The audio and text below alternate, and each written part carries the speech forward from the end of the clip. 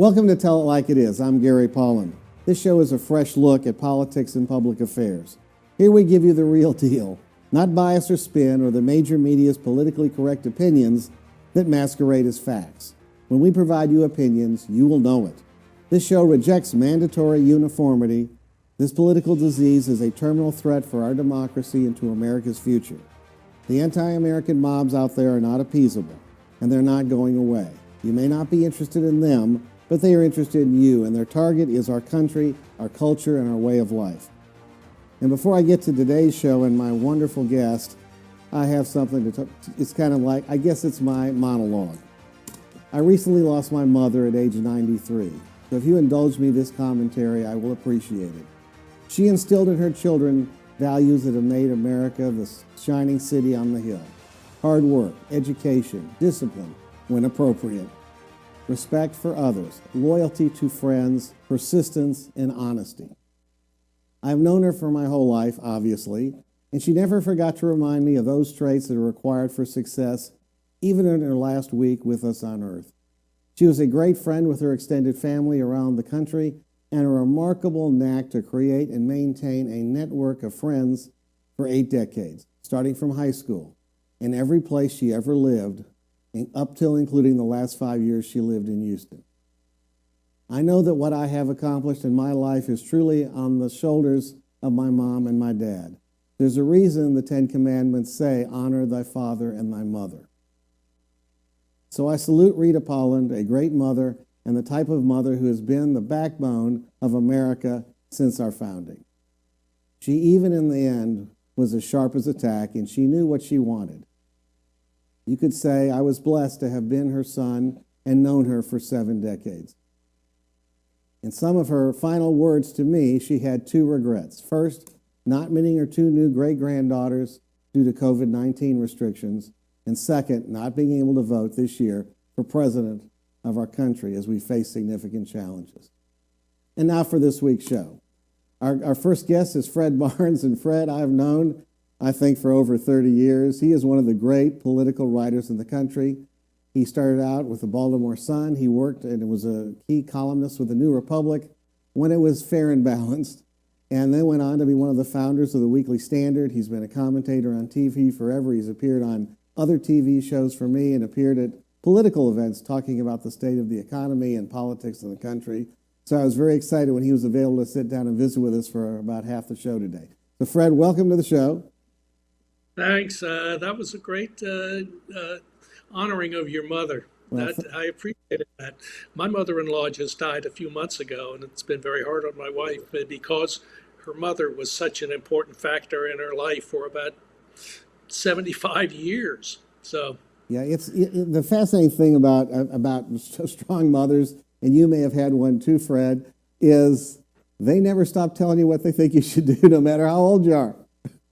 Which it's kind of funny because it's like, hey, Mom, wait a minute, I'm an adult. I mean, I'm subsidizing you, not the other way around. You know, it doesn't matter. I'm always going to be your mother. So, you know, and you know, when you talk about mothers and fathers and how important they are for America, my goodness, you know, one of the problems we're having in our society is the breakdown of families. When families break down, it puts stress on other parts of our society, our schools, for example, or even in the streets where we have lawlessness because we have people that don't understand the difference between peaceful protest and riots. So it kind of all comes together. So it makes you appreciate the fact that I was lucky, and I'm sure you too, Fred, was lucky enough to have a great mother. mm-hmm. Okay. It's nice when they live ripe old age, too, the 90s. Absolutely. And still sharp as a tack, which was just incredible. In fact, I have to tell this story. My mom, we talked to her last Wednesday, and she was not doing well. She had complications. She picked up COVID as part of it, and she was sharp as a tack. She's reminding us what to do. So there's a list of don't forget this, don't forget that, the kind of things they would do when you were a kid, but she still did it up till the end. So, and we buried her in Chicago Thursday. We drove up there because my wife doesn't want to fly in the COVID era. It makes her nervous. So people, that's enough.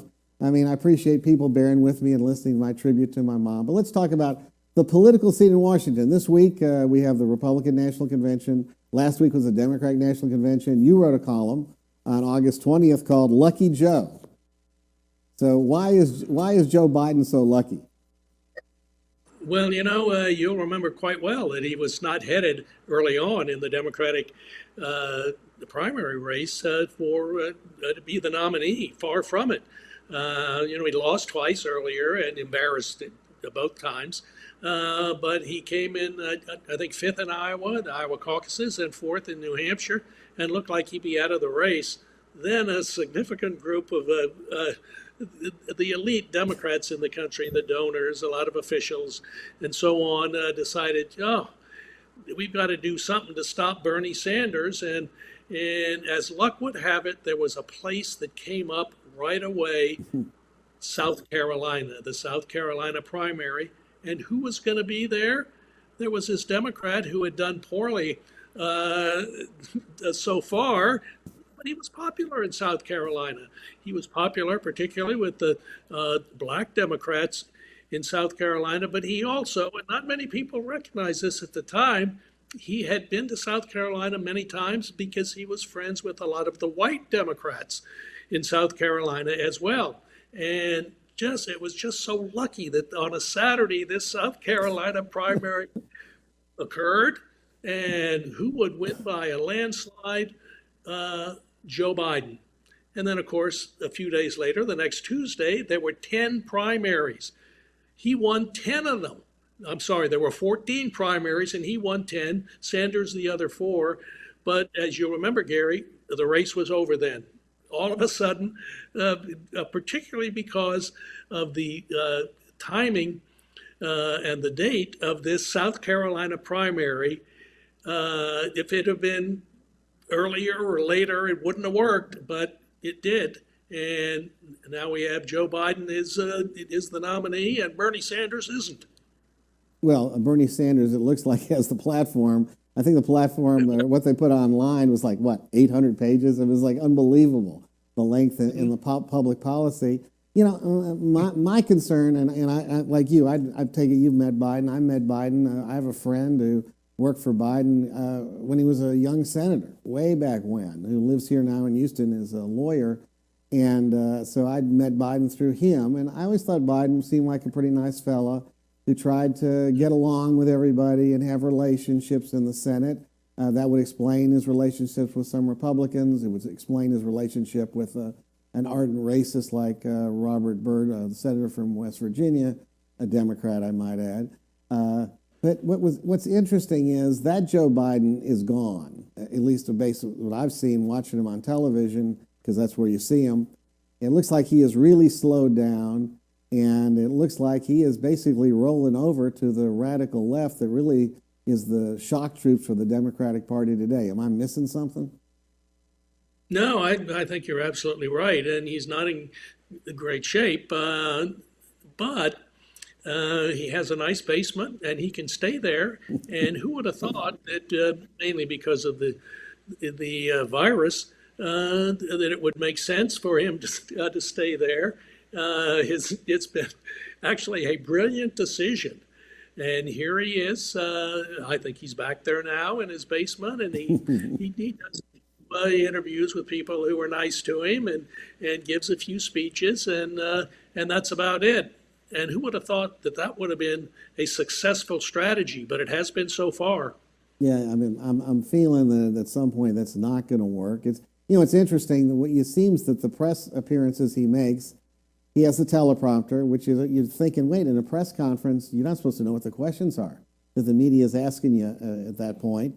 But he has a teleprompter, so it sure seems clear they either got the questions in advance or somebody's furiously typing the answers so Joe Biden can read. And I would say about his speech, which did plagiarize a Canadian politician at the end, which was a really great quote, which has happened before for Joe, and I don't know if that's on him or his speechwriter, but nobody caught it. But the idea this is the best speech Biden ever gave, no, it's the best speech that somebody else wrote that he read successfully. I mean, the standard is so low.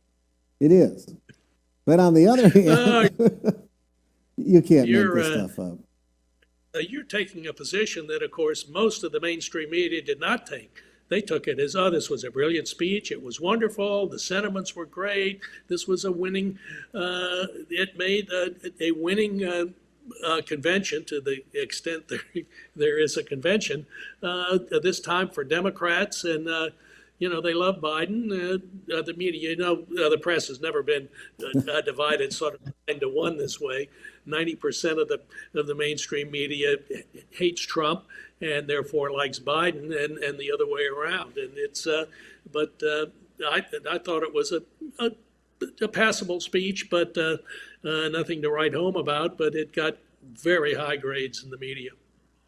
Yeah, I mean, I think that the standard was pretty low. I mean, if you could take one step forward, that would have been, without falling, that's the functional equivalent of his speech. All right, let's talk about the other side. This week is President Trump's convention, but we're not having a real convention. It looks like it'll be a little more outside of a TV studio than what the Democrats had. And by the way, let me just say this. Like you, I'd been to many national conventions.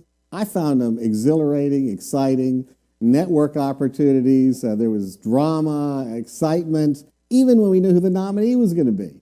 So to go to this year is like, I call the convention the functional equivalent of sports without any spectators. That's what it is.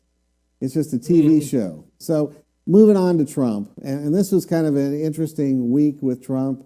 Kellyanne Conway is departing, as you stated before we got on the air. And her husband, George, has gotten out of the Lincoln Project, which is an anti-Trump group, so they can try to work on their marriage and family, which I say that's good for them. And what took so long? That should have been your priority. Politics has a lot of surprises. I wouldn't have expected this one, that's for sure. She was one of the most important people in Trump's election in 2016. And I think probably the most important of his advisors, and got Trump to clean up his act, which he's not doing right now. And now she's going back with her husband to have a family again. It surprised me. Yeah, I did not expect that. You talked about Trump. Do you feel like President Trump is overexposed? Because that puts it so mildly. Yes. He's going to on television, I think, each day of the convention. I guess he'll be in different spots, but maybe he's already been on today, and then be on Tuesday, Wednesday, Thursday, and he is out of control. He's out of control for this reason. He may have some a strategy with big issues that he's going to come up with in the last couple months of the campaign, but he's got to hide himself some. One of the things that people don't like is Trump, and they may want to vote for him, but to see him all the time and usually, criticizing somebody or saying they're nasty or this or that hurts him. And yet he continues to do it because he likes to do it. It's not good politics. His persona is something, the more his persona is seen, I think the less well he does. And he needs to start hiding in his basement some. Yeah, or just, it's kind of like I go back in my experience in politics. I remember my involvement for a number of years at a pretty high level, and periodically I'd have people who I was working with tell me you're overexposed. I was on TV a lot, on the newspapers, taking positions that the major media didn't like, which made me controversial. And unlike President Trump, I listened because it made sense. So it doesn't mean like you go out and there's no message. It just means there's a new messenger. Put the vice president out there. Put cabinet members out there. Put surrogates out there. You don't have to be the one all the time. And, the interesting thing about this election, I think, is, well, I assume we're going to have debates. It'll be interesting who wins those debates. There's no guarantee that Joe Biden stubs his toe and messes up, and there's no guarantee that Trump doesn't say something stupid. Either of those things could happen. Though I think if Biden is exposed as to being in the early stages of senility, I think that may be the end for Biden. Yeah, I think that's probably why he will refuse to have debate. they can always come up with some reasons why, well, Trump did this, he does that, doesn't tell the truth, he's not a nice man, and will not, many people think, well, we just have to have these debates. They're locked into the system now. I don't think so. I think that probably Joe Biden could say, no, I'm not going to have debates and get away with it. And if he can skip the debates and get away with it, he'll be president.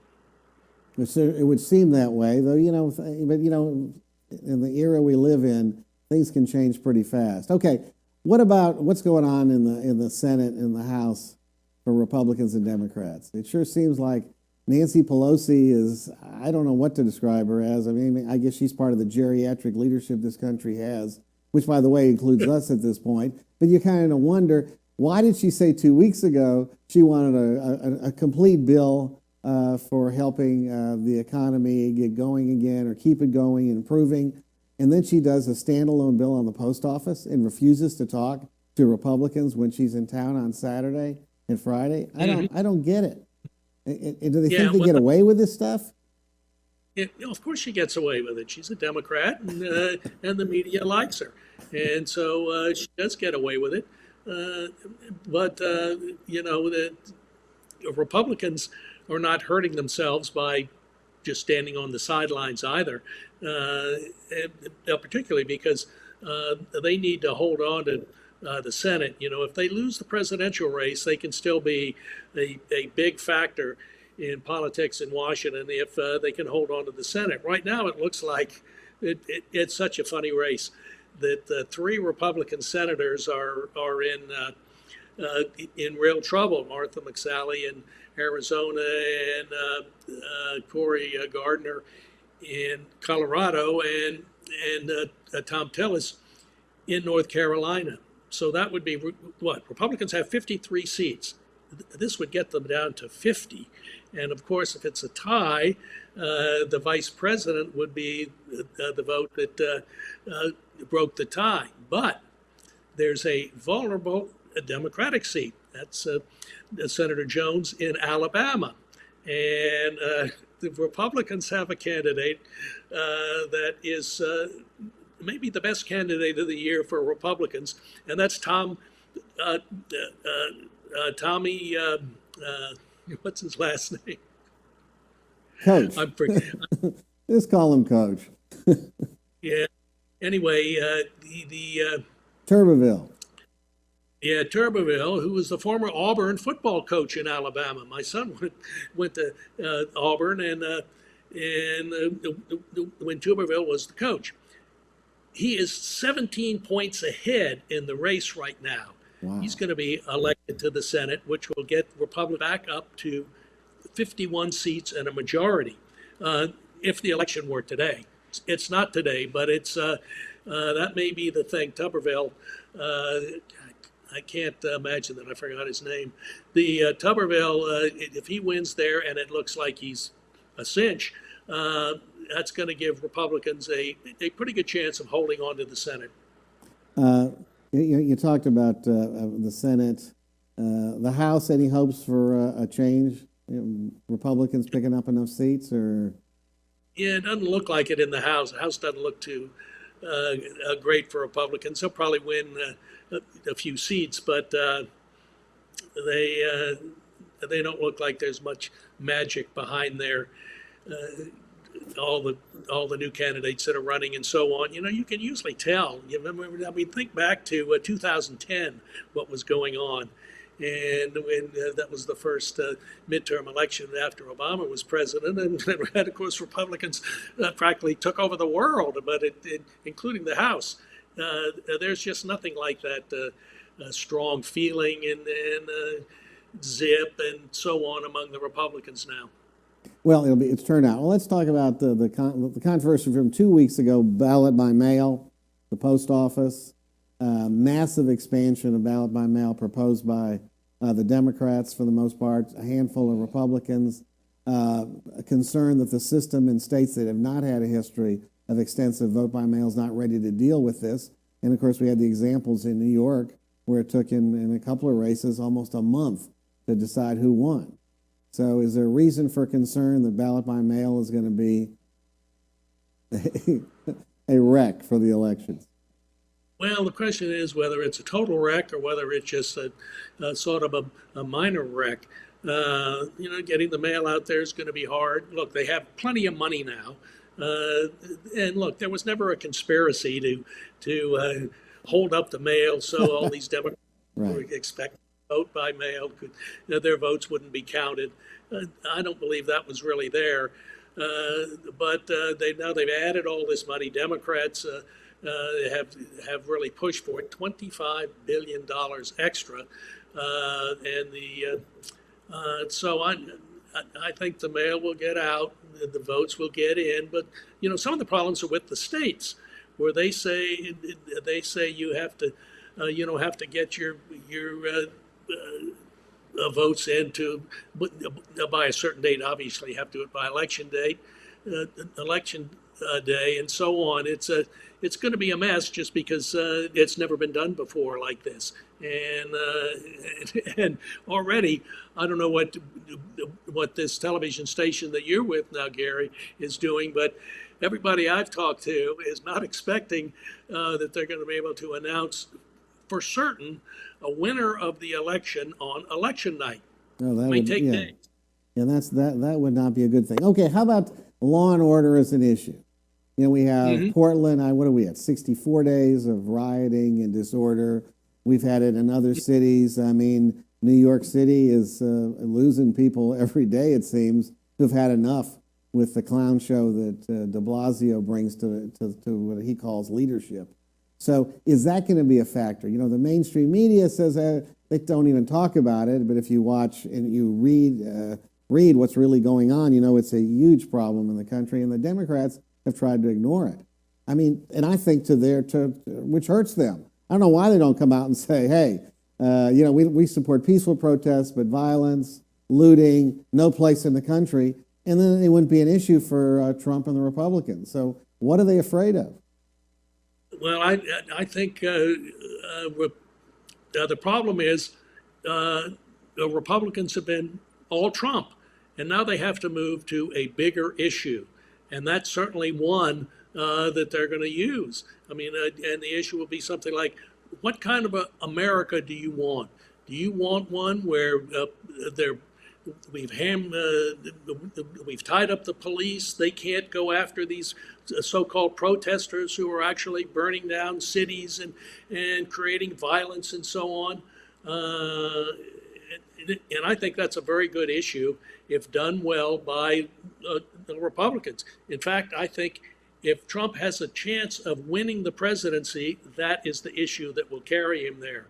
It isn't going to be because he's been on TV every night saying that Nancy Pelosi is a bad Speaker of the House. That isn't going to work. No. It's got to be something bigger than that. Unfortunately for Trump, he thinks this race is all about slugging it out with Biden or with Nancy Pelosi, but it's not. It has to rise above that in order to lift Trump up and to get lots of people who don't like him personally to vote for him because the issue he's using is so big.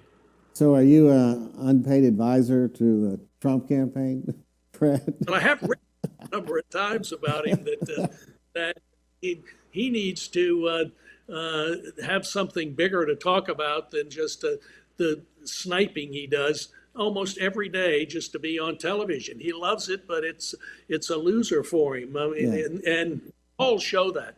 I mean, look, when national polls show that 58% or so of the people, 58%, that is a majority of the people, just don't like him at all, then he's got to find some way to get around that. Being nice it isn't something he does well, so he's got to have an issue, a big issue, or maybe more than one, and that would be his chance of winning re-election. Yeah, and I think that what that tells us is that President Trump, if he decides he's going to run a campaign based on big picture issues about the future of the country and get away from personalities then he can win this race. He may win the race handily. But on the other hand, if he wants to have a personality contest with Biden and Pelosi and Schumer, he'll lose. That's it. Very good. Well, Fred Barnes, thank you so much for being with us. Obviously, we'll have you back. He writes for the Washington Examiner. And there's the weekly magazine you can get if you don't live in Washington, of the Washington Examiner, that has lots of good columns. Fred, of course, is the best. But there are others that are good, too, and they cover a part of the news you don't get in Time or Newsweek or CNN and the rest of the mainstream media. So, Fred, thank you so much, Fred. Thank you so much for your comments about my mom. I appreciate that. You outdid yourself. Thank you for having me. My pleasure. And we will be back after these messages with our next guest, State Senator Paul Bettencourt of Houston.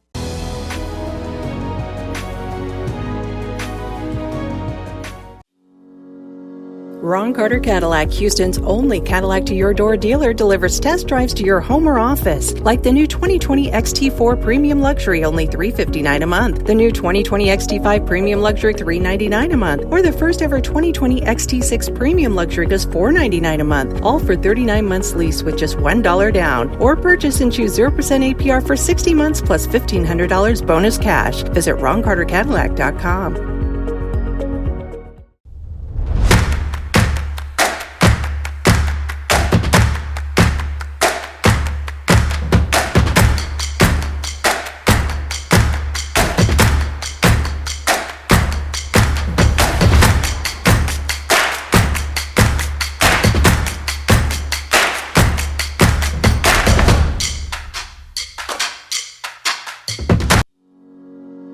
Ron Carter Cadillac, Houston's only Cadillac to your door dealer, delivers test drives to your home or office. Now purchase the new 2020 Escalade and enjoy $9,500 in total purchase allowance, plus 2.99% APR for 72 months with no payments until 2021. Or drive the 2020 Escalade for only $799 a month for 39-month lease with only $1 down. Ron Carter Cadillac. Visit RonCarterCadillac.com. When it comes to protecting yourself and your partners, all the information out there can be overwhelming. Visit our website. We are a free and confidential service striving to help you stay informed and stay notified. We are committed to a healthy Houston. Have you been injured in an 18-wheeler accident, truck accident, car accident? Was someone texting and ran into the back of you, not paying attention? It doesn't matter what it is. Give me a call, Attorney Willie Powles. We'll fix it today. The number is 281-881-2457. Again, that number is 281-881-2457. We'll fix it today. Call Attorney Willie Powles.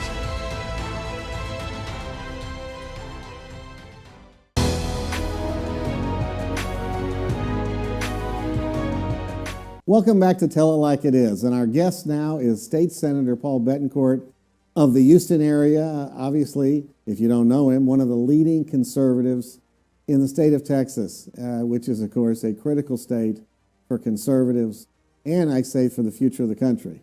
So, Paul, the country's future is in your hands. Live long and prosper, Gary, because if Texas goes well, so will the United States. Well, and you know, Paul, I think you're right. And while we're talking about, you were in the news in the last week talking about the Austin massive cut of police funding by almost a third, the largest percentage cut for police in the country so far, engineered by a Democratic-run city. And what has been your reaction to this that you find in the state Senate? In the House and among the statewide leadership? Well, first off, I think everybody from Governor Abbott, Governor Patrick on down has spoken out against this because, Gary, it's preposterous. They just basically cut their police budget by $150 million. And of course, crime is already on the way up. And with this cut, the crime will be hyperbolic. Now, we're actually looking at right now to see if they violated some of the laws that we put in place for property tax relief. And we believe they have, so we'll be, investigating this further. But Gary, look, the problem is that this is some type of socialist disease that starts in the left coast goes to the west coast at Seattle and Portland, and the People's Republic of Austin, which is what we call it here locally, is deciding that somehow this is a great idea, and it's a bad idea for everybody, and it's especially bad for their citizens. And the citizens are very concerned in Austin about this. They've actually started speaking out on an individual basis. Well, do you think that the citizens you're talking about that are upset, do they realize that this is what they get when they vote for these left-wing politicians who take these positions? Maybe they should have a little diversity on council. Gary, that's the best question that you can ask, because there has to be a one-to-one correlation between voting for progressive leftists and then their outcomes. Okay, and they've also got on the ballot it's huge property tax increase of nearly 9 cents, which makes it hundreds of dollars for an average home for the rest of the time they own it. So we're going to find out, because with a double whammy of a COVID economic shutdown and a energy depression a recession that we've been in, that is going to really bring this to a boil, I think. And I'm not sure that they're going to pass that bond issue. And I guarantee you, if they had put the defunding of the police department, even in a liberal city like Austin, that would be probably a 55-60% vote against it. I would think people so. Just don't want this, Gary. They want to feel safe, and they know that if you take police off the streets, bad things are going to happen.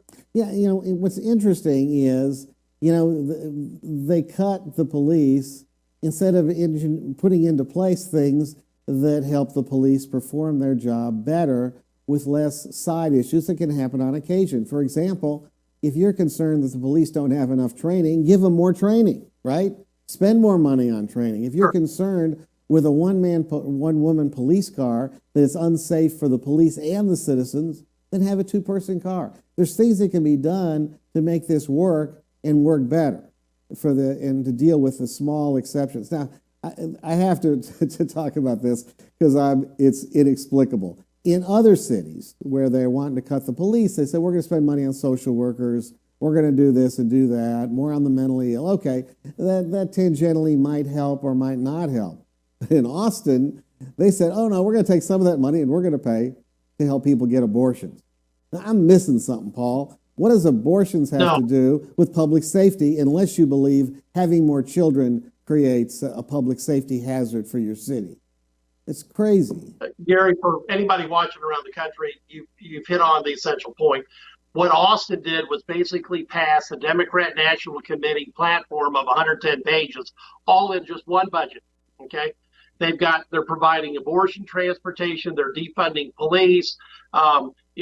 This progressive leftist movement actually got nearly a unanimous vote for some of these items, and really the public is the one that's going to have to make the decision whether they want to continue either electing these people, or in the case of a huge property tax increase coming up in November, voting for their pocketbook instead of some progressive leftist manifesto. That's really what's going to stop this type of activity in Texas and around the nation.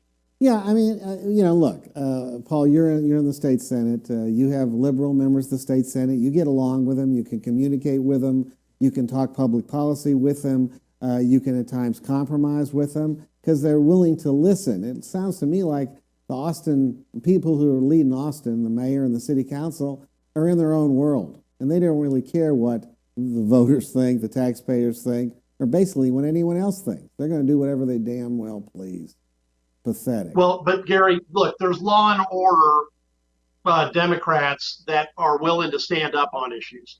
Now, for example, that in Harris County in Houston, the Socialist County judge just wanted to let 4,000 inmates out of jail. And it took a Democrat administrative judge, a Democrat DA, and a Democrat police chief siding with El Senator and constables of both parties, and we managed to fight that off. But we had to win that all the way up to the Supreme Court. And you were the one that filed an amicus brief in the federal court for me and 8 local Republican state reps that had the guts to speak out and say, if you put 4,000 people on the streets with bad records, it's just going to be a crime bomb. And Well, and the court accepted our amicus brief, and the federal judge nearly ruled down the line of it. well, So you've got to speak out. yeah, you're right. And what happened is I had David Mitchum on, who's the first assistant district attorney, and he talked about it, and he said that they were okay with releasing nonviolent offenders that they could keep track of, but violent offenders, that's where they drew the line. And the loony left that's out there advocating releasing people from the jails, emptying the jails because of COVID, are not making that distinction between violent criminals and nonviolent criminals. And of course, public safety then suffers. That's one of the reasons I think, Paul, that gun sales have exploded around the country, as you know. And they have because in that particular case, I think Andy Kahn from Crime Stoppers has documented about 60 or so cases where either people were let out on personal reconnaissance bonds, which is $0 bonds, or $10, $20, $50 bonds. And after 2 or 3 other problems, they come back and they end up killing somebody, and this is not the justice system we want. And one of my long-term serving Democrat, actually the dean of the Texas Senate, has seen that, and he thinks we need to get some top-down guidelines back into the system, because we can't let people out on these zero-cost bonds and then they turn around and kill somebody. Well, when it's go ahead. Especially when it's documented, they got problems. Right. In fact, I read about one last week, Paul, where the young person, a young man who was charged with a crime, had a pending aggravated robbery, picks up a state jail felony, gets sent to the state jail felony. He gets convicted. So they send him there, and he comes back, picks up a new offense, and the bonds, $100. Still has the aggravated robbery pending. It's you can't make this stuff up. You can't. And that's because elections have consequences. When you start electing leftist, progressive, and socialists into these judicial positions, they believe that that people should have unlimited second chances. Now, Gary, you and I believe in the Constitution, and we believe in second chances, but we're not going to give out 4th, 5th, or 6th chances to somebody that's clearly got a violent criminal history and is going to turn around and kill a law-abiding citizen. That's what's happened now 5 dozen times in Houston, the nation's 4th largest city, and in just 2 years. And so I'm looking at bipartisan legislation to fix that. Okay, so let's talk. You mentioned judges, and in major counties in Texas, unlike a lot of the rest of the country, we elect judges, and we nominate judges by party. And what has happened prior to this election cycle, when we've gotten rid of straight ticket voting, we'd have straight ticket sweeps. Republicans could win everything in the major counties. The Democrats would win everything.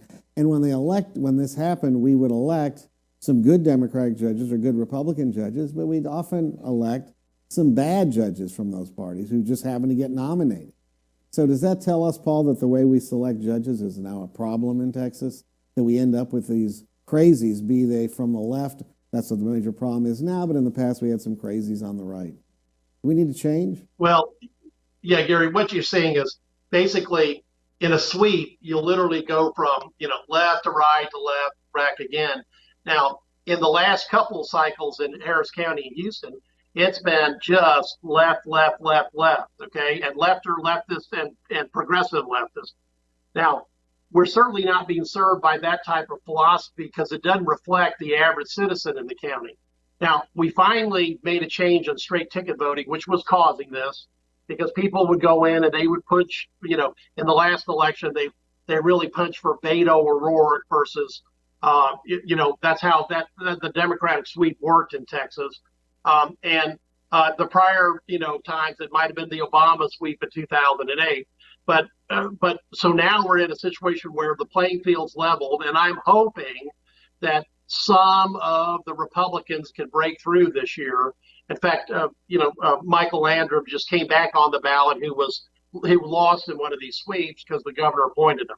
Look, you have to be careful about your judicial selection process, because as the Democrat Party has been captured by progressive leftists and socialists, that means so have their judges. So, and in fact, a lot of decent judges, even viewing him nonpartisanly, got defeated in the Democratic primary in the last couple cycles. And that's a bad sign. So we'll see what happens with the reforms we put in this November.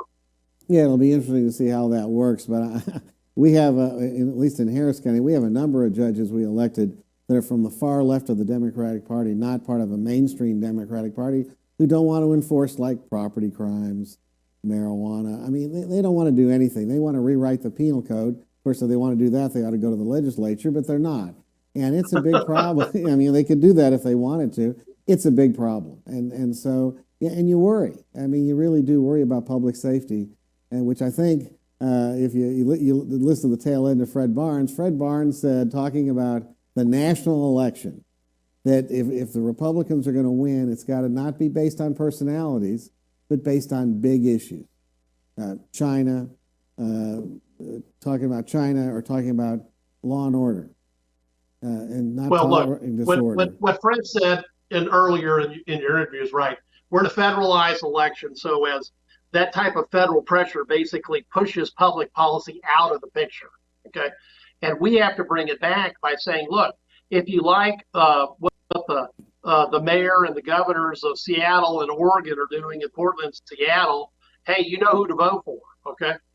If you like these judges that are just letting people out on personal reconnaissance bonds like popcorn, and after the third, fourth, or fifth time they get out on $100 fine, and they shoot somebody, then you know who to vote for. And that won't be voting for the Republicans. So we've got to make the case that not only are we law and order, but this is really public safety and the judicial system, how it's supposed to operate. You know, like I said, I don't have any problem with the judge giving somebody a second chance. It's a reasonable risk, but not with what I've seen lately. And more importantly, we're going to have to start having, fights over real budgets and, how much money you can spend, because we basically have stretched that rubber band to the point where it's breaking. In Texas, fortunately, we still have a balanced budget amendment, so that means we're not spending somebody else's money too fast in our state Senate, because we at least are restricted to that. Unfortunately, federally, we're not. So Fred made a really good point that if the Republicans can't hold the presidency, then they really have to hold the Senate. If they do, then they have leverage on these issues. If they don't, then what's going to happen is a full leftist progressive socialist agenda, because the Democrat Party can't stop this. They can't say anything negative about what's happening in Portland. You saw some of your family's old, I think, congressional seats in New York, Gary. Right. That guy was saying, it's a myth. Nothing's happening in Portland. All right. And your mother, who was a real lot of fun, would have just laughed out loud at that preposterous nonsense and said, well, I know what she would have said, but I can't say now on television. Yeah, well, he's entitled to his own opinion, but not his own facts. That's what we could say. Right, that's it. And see, so if the Polland family can identify the Bettencourt family, and the average American family can identify that's wrong, then they need to decide. They have to start voting with, they have to make a logical decision, not an emotional decision. That's going to be really tough. Well, because it is because lots of people don't like Donald Trump's personality. He just rubs people wrong. Right. Doesn't mean that he's not done a number of significant things in a positive way for the country and public policy, because he has, but his personality gets in the way. I think thus the personality, if it's his personality versus the closet Biden's personality, the Republicans are going to lose. But if it's big policy issues, then they can win. Well, but we need to be talking about the tax cuts, the deregulation, and especially energy policy, because energy policy it means something to Texas. It means something to Pennsylvanians, people in Michigan, Ohioans, everybody else that's in this. But it means something to every American, because if energy costs go crazy and we become, we have to go back on foreign oil, then we're going to pay the price in the whole economy. Well, interesting. So because there's nothing wrong with fracking, Gary. Fracking's great for every state that's done it.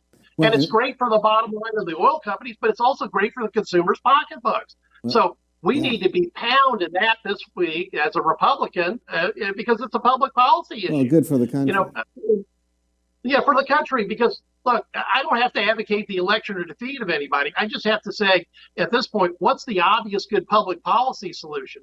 Because that's the only way you can get through this froth, which is the worst year since 1968 politically. Yeah, it's terrible. Okay, well, let's talk about COVID-19, its impact on Texas.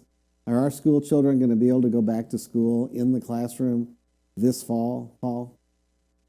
Well, we've been fighting a fight to allow that to be an option in Texas because starting after Labor Day, the individual parents and students will have a choice between whether to go virtual or go in person.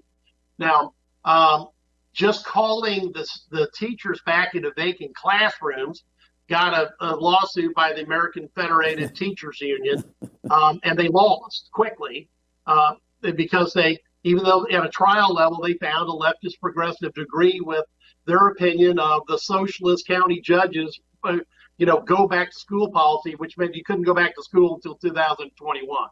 So we're going to have to do best practices, and we're going to have to try to get kids back to school because the kids need it. Special needs kids need it. Kids under third grade desperately need it. All the low socioeconomic kids, which is 58% of the entire state's school children, need it because every study says they get left behind. And the people that really need it are single mothers and fathers of households. Because, Gary, I don't even know how they go to work without their kids being in school. It's an enormous burden on them. The answer is they may put them in daycare, which is like being in school, except not as good a learning atmosphere, or they leave them home alone. And then if something goes south and CPS and it costs them a lot of money, Gary. It costs a lot of money, Paul. And it's interesting, the bleeding heart liberals who tell us how much they care about the disadvantaged and the left behind, when it's a choice between a teachers union and them, the heck with the disadvantage. We're going with the left behind. That's why we need school choice. That way these parents can have an opportunity to go somewhere else and have money to do it as opposed to being stuck with a public school monopoly, which may or may not be good. It's fascinating. Well, right now, school choice options are now off the chart. Okay, you've got people coming out of major urban counties going to suburban counties just trying to find places to bring their children.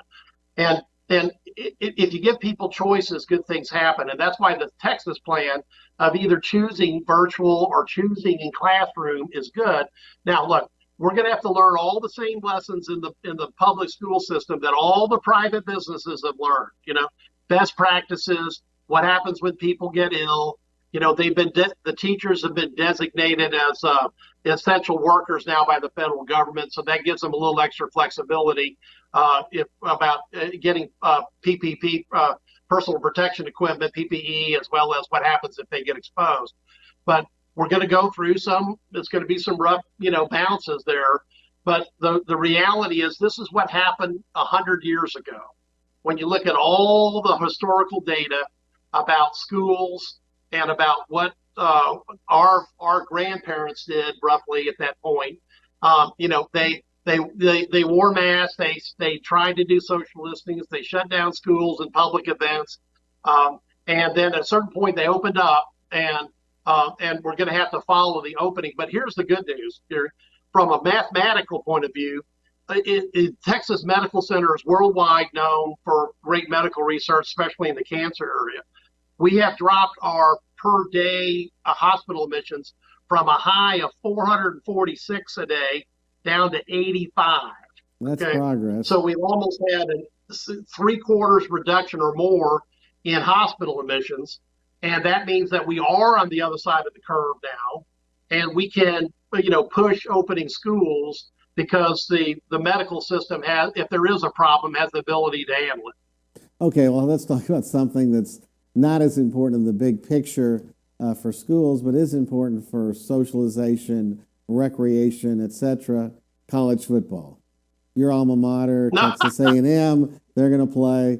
A reduced schedule. University of Texas, my alma mater, is playing a reduced schedule, but they're only going to play in front of like 25% of the possible attendance, with all kinds of the rules and restrictions. By the way, my wife decided it was way too much trouble, so we'll pass on the games this year and come back the year after and the like. But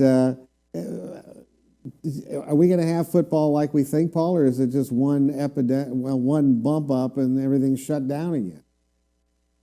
Well, it's going to be probably like watching Major League Baseball. At this point in time, they expanded their rosters and they've been able to make it. Now, sometimes they've had to shut games down between, like the Yankees versus the Astros, pick a series, that may be affected.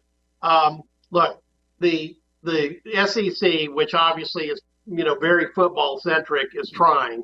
Right. I wish for a pay-per-view gig, if you can get the Aggies versus the T-Sips or the UT, the Texas, crowd, that'd be a big draw, Gary. That might actually sell well.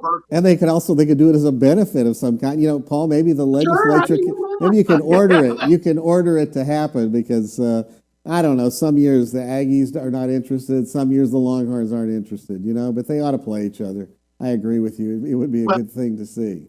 Okay, so. We're going to have to keep the crowds to a minimum. And really the question is what happens to the kids on the field.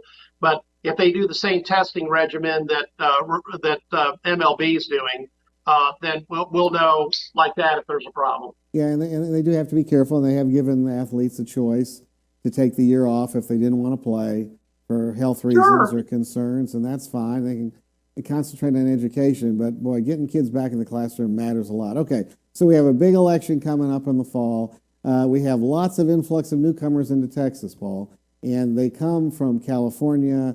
They may be coming from Washington and Oregon and other parts of the left coast that's just not really safe, and they're tired of the homeless problem. They're tired of drug addicts in the street. They're tired of disorder. They're tired of it all. Yet, when they come to our state, Texas, it seems like many of them don't leave their California values in California, which already has ruined California. So how do we let the newcomers understand what it means to be a Texan and why Texas is not the same as any other state? Look, Gary, that's actually probably the biggest unknown question in the election. Because if you look at what's happened in Texas and some of the Sun Belt states versus New York, then, at this point in time, New York's economy still is not open, okay? New York is effectively shuttered. It's still closed. Right. So you're right. We've had a lot of people move in. Now, in fact, in some cases, in some of our Senate districts here, it's 27% new voters in just 2 years, which is a huge number because we're the job bank. So our job is to say, look, you've got a job because we've got an open economy, that we've got, a good judicial system, we've got a good education system, and we got a balanced budget, and we're not trying to tax people out of their house and their home. And we've even done property tax relief on the school side and on the city and county side. So we've got a lot to pitch, and but it's going to be in a short time because we've only got approximately 70 days before the election to make the public policy case. Yeah, make it and educate people, which is so critical. Right. Well, Paul, because the noise level is so high, Gary, and I think you and I know this. We were kids back in '68, but if you look at what happened in '68, you take out the Vietnam War and you put in COVID pandemic, you've got and you got the same lawlessness in the country where you got Minneapolis, St. Paul, 400 buildings burning. I thought I would never see that again in my lifetime, but I saw it because that government just sat back and let them go ahead, let the rioters, looters burn the town down. On that important note, Paul, our time is up. Thank you, State Senator Paul Bettencourt from Houston, for being on Tell It Like It Is. And you are the epitome of a politician who tells it like it is. So I appreciate you coming on. Thanks for watching. We'll be back next week at the same time in the same place and same station. You can email the show at GaryPolland@AmericanStar.com. You can get my bi-weekly newsletter, the Texas Conservative Review, by going online and signing up at TexasConservativeReview.com. Remember, in the immortal words of President Ronald Reagan, you and I have a rendezvous with destiny. We will preserve for our children this, the last best hope of man on earth, or we will sentence them to take the final step into 1,000 years of a new dark age.